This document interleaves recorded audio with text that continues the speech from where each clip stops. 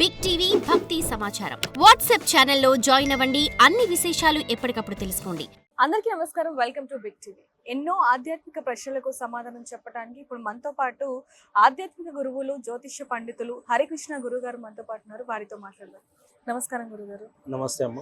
గురుగారు, చాలా మందికి అనేక సందేహాలు ఉన్నాయని చెప్పొచ్చు. ముఖ్యంగా గడపకి మనం పూజిస్తూ ఉంటాం. అంటే పూజ చేసే ప్రతిసారి కూడా చాలా మంది పూజిస్తూ ఉంటారు, లేకపోతే రోజు కూడా పూజిస్తూ ఉంటారు. అంటే పసుపు రాయటం, లేకపోతే ముగ్గులు వేయటం, కుంకుమ పెట్టడం, ఇలాంటివి. అసలు గడపకి ఎందుకు పూజించాలి అంటారు? ముందుగా బిగ్ టీవీ ప్రేక్షకులకు నమస్కారాలు. శ్రీమాత్రే నమః. మరి ఈరోజు గడపకి ఎందుకు పూజించాలి అనేటువంటి సందేహాలు నివృత్తి చేసుకోవడానికి ఈరోజు మనను ప్రశ్నలను వెతుకోవచ్చు. ఎందుకంటే పూర్వకాలం నుండి కూడా ఆ యొక్క గడప విశిష్టత అటువంటిది. ఎందుకంటే శ్రీ మహావిష్ణువు నారసింహ అవతారంలో ఆ యొక్క గడప పైన ఆ యొక్క రాక్షసుని సంహరించి మన ఈ యొక్క ప్రపంచానికి కళ్యాణ తిలకం దిద్దిన శ్రీ మహావిష్ణువు అంశ అయినటువంటి శ్రీ మహాలక్ష్మీదేవి నివాసం ఉండే స్థలము గడప.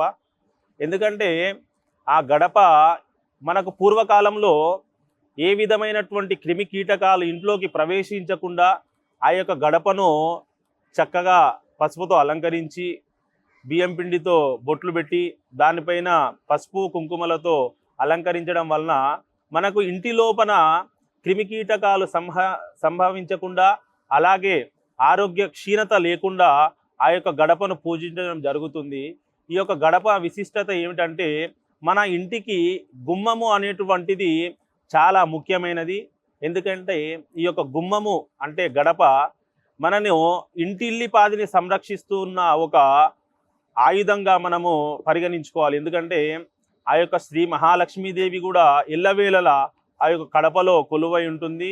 దీనికి పూర్వకాలం నుండి కూడా గడప అనేటువంటి విశిష్టత శ్రీ మహాలక్ష్మీదేవి రూపంగా మనము పరిగణించుకొని ఆ యొక్క మహాలక్ష్మీదేవి రూపంలో ఉన్నటువంటి గడపను మనం పూజించుకోవడం జరుగుతూ ఉంటుంది.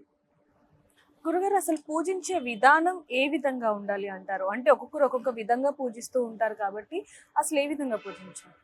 ఇప్పుడు గడపను పూజించుకోవడం అనేటువంటిది ఉదయాన్నే స్త్రీలు తలార స్నానం చేసుకొని మంగళవారం కానీ శుక్రవారం కానీ ఇంటిని శుద్ధి చేసుకొని తద్వారా తదుపరి మనకు గడప దగ్గరికి వెళ్ళి ఆ యొక్క గడపను నీటితో పరిశుభ్రంగా చేసుకొని ప్రతిదినము కూడా ఆ యొక్క గడపను పూజించుకోవడం అనేటువంటి చాలా శ్రేయస్కరము. ఎందుకంటే ఆ యొక్క గడపలో ఉన్నది శ్రీ మహాలక్ష్మీదేవి.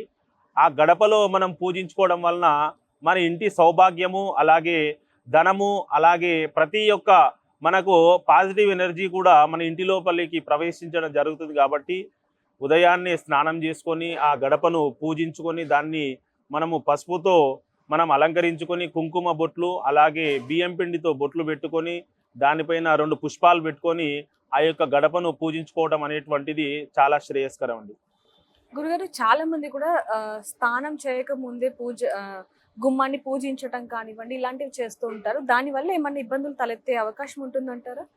అంటే ఇప్పుడు మనము గడపను ఎవరైనా సరే స్త్రీలు ఉదయాన్నే లేచి స్నానం చేసుకున్న తర్వాతనే గడపలను అలంకరించుకోవాలి. ఎందుకంటే స్నానం చేయకముందు ఇలాంటివి చేయడం వలన మనకు చెడు ప్రభావాలు, చెడు ఫలితాలు కూడా మనకు సంభవిస్తాయి. ఎందుకంటే మనం ఏ యొక్క దేవాలయానికి వెళ్ళాలన్నా కూడా, ఏ యొక్క శుభకార్యం చేయాలన్నా కూడా స్నాన సంధ్యానుష్ఠాలను పూర్తి చేసుకొని మనం ఈ కార్యక్రమాలు చేసుకోవాలి.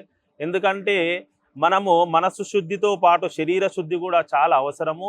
తద్వారా మనకు శరీర శుద్ధి చేసుకోవడం వల్లనే మనకు పాజిటివ్ ఎనర్జిటీస్ కూడా మన శరీరంలోకి ప్రవేశించడం జరుగుతుంది.